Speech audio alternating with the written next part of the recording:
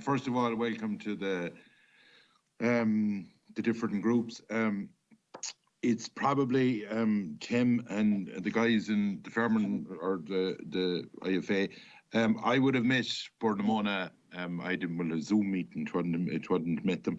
A Zoom meeting there a week ago, where there is a concern right around the country of where there be, say, they have deepened drains and where the pumps are pumping, and on top of that, what we would call Mearnan drains or boundary drains between the farmers and drains that are actually going through land as well, going out to maybe a river. You'd have places near Ballinasloe in the same situation. Now, what I've look at it, the meeting was very constructive, but constructive to me is one thing, but having something down the road is another thing. You know, in fairness, they said they were going to liaise with farmers, they were going to consult them, do all the usual stuff that everyone says they'll do down, and I've no reason to doubt them. But I did put it to them, and I think that it needs to be done, that the farmer organisations meet up with Burnamona, and even if we have to get an independent chairperson, that this needs to be put down on paper, because too many times, and you're well aware of this, too many times we have had agreements, verbal agreements, and then go back in a 10 years' time, because once the re-wetting is done, and in fairness, I talked to the ecologist and the whole shebang about it, and they won't be, you know, coming right up to a Mearnan or whatever, and there is re-wetting done in areas down near me, and I understand exactly how it's operating, but I do think that we need a written agreement between all the parties, I see you all now, between all the parties, to make sure that there's no ambiguity, that there's no doubting in 10 or 15 years' time, because once this is re-wetted, you won't be going back looking around you again in that bog, maybe an odd bit of Pearden or whatever, but there needs to be a commitment that they will maintain the Mearnan drains or the boundary drains between all the farmers, and that there is, where pumps are required, that they would be kept in place, because them are the two big things that's the danger, because there's a lot of marginal land, be it in Longford, be it in Roscommon, be it in Galway and the Midlands counties, that farmers are are trying to make a living off, that would be, if their levels of the water, if drains weren't clean, to put it very clearly, would be needed they wouldn't be able to farm it. And on top of that, there are main rivers as well where some of their mill peat would have blocked, like I think the Little Brosna is one of them that I travelled in the time of the Shannon. And I think that these things need rectifying in black and white, because while everyone can smile at each other and agree with everything on a Zoom meeting, at the end of the day, it's the farmers in 5, 10, 15 years' time, when probably we're not even in politics or whatever, that will suffer the consequences of this. Thank you, Chairman. Chairman, thank you for the opportunity to come in and deal with this issue on Burnamona today. And first of all, I want to thank Senator Boylan there for his comments on our submission. Thank you for that. And Deputy Fitzmaurice, look, obviously, you're right. This is a major challenge for us all. You know, this is a substantial change of up to 33,000 hectares. I think up to 80 sites that is being re-wetted here by Burnamona. So obviously a massive challenge. And I suppose, look, we've had a lot of engagement with them. Well, I suppose, first of all, I want to say, you know, coming out in the year that we've had last year, and we're still in a pandemic, you know, that we need a lot of engagement with farmers. And you know, the only way we can do it is, like as we're doing here this evening on a Zoom call, you know, this is a major change. And I think for Burnamona and themselves, you know, that was the first mistake, you know, in the middle of a pandemic, taking on this major operation. So be it. But look, the concern, and Deputy Fitzmaurice, I agree with you, look, the concerns around the drains and how that drainage will be maintained. I think it's one thing, you know, we're getting this operation up and running, but we all have to ensure that there'll be proper maintenance ongoing in this area as well. Like the proposal we have from Burnamona, and our engagement goes back to, I think our Deputy President Brian Rush is on the line here as well, and he would have engaged with farmers back as far as last summer out on the sites down in that area, particularly in the Offaly area.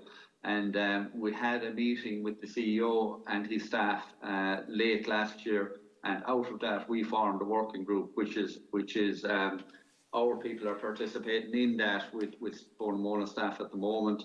And a major concern obviously around the drainage, and the proposal from Bournemouth is that there will be an external drain around the perimeter of the bog. You know, that would be draining away into the rivers in the area.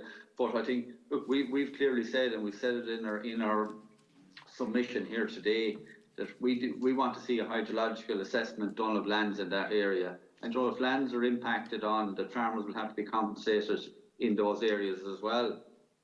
And obviously, Deputy Brown, you make the point there, a threat of flooding. Of course there is a threat of flooding, you know, because if this work is done, that you know, there'll have to be ongoing remedial work around this as well. And I think you raised the question there around shrubbery rights, and we have already raised that with Bournemouth, for farmers in the area that have been harvesting turf there for years. So they have to be protected in all this as well. And just a final point there on carbon storage, and like Bournemouth are talking here about anything up to 100 million tonnes of carbon can be sequestered in these bogs. So I think, look, that for the country as a whole, that is important. But I think what we need to look at here as well is, we're all in a climate debate at the moment, and us as farmers, we are part of that, and we're the only sector that can be part of the solution here as well. And by that I mean, particularly with lands, farmers' lands that's adjoining Bournemouth. Bournemouth now are setting up equipment to measure the carbon that they would be sequestering in their bogs. So I think, Chairman, it would be important that they would look at the carbon that's being sequestered in farmers' lands in those regions as well, and they could help the community. And it would be another farm or another income that farmers could derive in that area as well. So, I mean, that's something we are looking at within the working group with Bournemouth at the moment. Thank you, Chairman. I'll leave it at that for the moment. Okay. Any other? The answer back, Chairman, are the farming organisations, will they be pushing, as I've said, about a written agreement for the future down the road, just to be the way that when they work together, the farming organisations, to try and achieve this? Because at my meeting with them, while they were, you know, very cooperative and everything, they weren't, let's say they weren't jumping out through the fence of basically giving a written agreement, and I think that this has to be a red line issue for the farming community. Mr. Chairman, if I could comment and agree 100% with Deputy Fitzmaurice. You know, everyone assumes that this land will always be Bournemouth's. Not alone does there need to be a written agreement, but it needs to be very much within the deed of it, that any commitments that are given in writing are honoured in a potential sale of the land, because you know that, and you know, the movement to the stewardship of somebody else, that's absolutely critical going forward. You're perfectly right. Time and time again we've seen agreements and everybody smiles and shakes hands and walks away, but we need to have this in writing for the generations that come of farm families that are potentially going to be affected. You know, I suppose to maybe move on there to some of the comments, and in particular from Deputy Brown.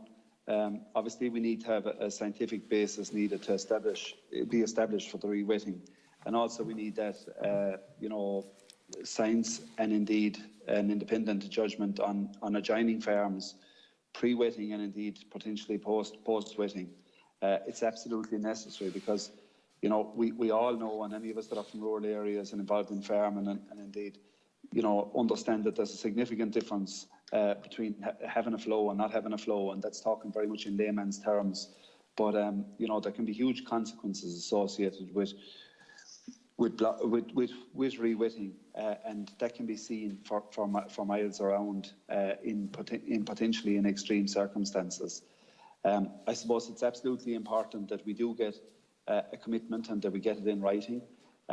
Equally, it's important that we get the commitment on the likes of regular maintenance going forward, you know, because there's no point in saying that these outside drains will be maintained at different intervals. We need to get that commitment in writing, because that's going to be absolutely critical to the knock-on effect of the adjoining holdings as we move forward. Okay, thank you, Mr. McCormack. Mr. Butler?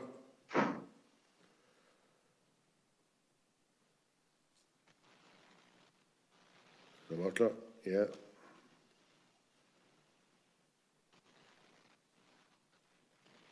You're muted there, Mr. Butler, we can't hear you.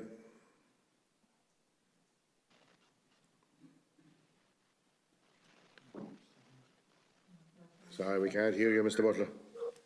Chairman, Dan Curley here from the National Association of Regional Game Councils. I'm with John Butler.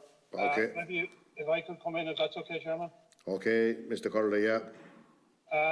No, thanks, Chairman, and thanks, committee, for having us here. As we put in a fairly lengthy submission to you on this, and our worry really is that the bogs need to go back to the way they were, or as close to the way they were as possible. And we had a meeting with Bournemouth about 3 weeks ago, and we talked to them, and we don't see it happening with the plans that they have. And they are on basically just about re-wetting, which won't cut the mustard with this, because these bogs have no seed base there, so they need to be replanted. And what we would see, and we think is the right way. Now, we did send you some work from a person in England, in the UK, who did some of this kind of work, and we would think that the bogs need to be gradually re-wet, but also in tandem with that, they must be recolonised with the right bog plants. And by the right bog plants, I mean the small bog plants, the heather, the grasses, the lichens, the sphagnum moss. We don't want them to turn into birch plantations or that kind of thing either, or lakes. And from the carbon point of view, and obviously to store carbon and to take in carbon, you need plants on the bog. And that's where we're coming from. We are worried about what's going on, because it is very hard to artificially, a bog needs to have the same or a very little variation in its water level during the whole year. And re-wetting, unfortunately, the level could go down and up to 3 or 4 foot, which won't cut the mustard for plants, because then plants have to be in water the whole year. And we do see an awful lot of problems. There was a lack of engagement in this, as we also pointed out in our submission, and we would hope that would change and they would look at all, because just simply going in and re-wetting bogs will not work, and it could cause serious problems. You've heard the farming people on about it. I won't talk up any more of your time, because I know there's probably other people want to come in, but that's where we're coming from, that the proper plants need to go back in the bogs, and they need to go back, particularly for a lot of things. Carbon is one, pollinator is another. Like a heather is the best pollinator plant in the country. A third reason, of course, is a lot of the vulnerable species, like the curlew, the red grouse, practically all the ground nesting birds, that is their preferred habitat, open moorland bog. And unfortunately, there isn't a lot of that left. There is a lot of birch plantations, that kind of thing left, but not good open moorland ground, and it needs to go back as far as possible. We do appreciate it might be possible to do that in every bog, but we think that should be the aim, at least, that try and go back. Thanks, Chairman. I won't take up any more of your time.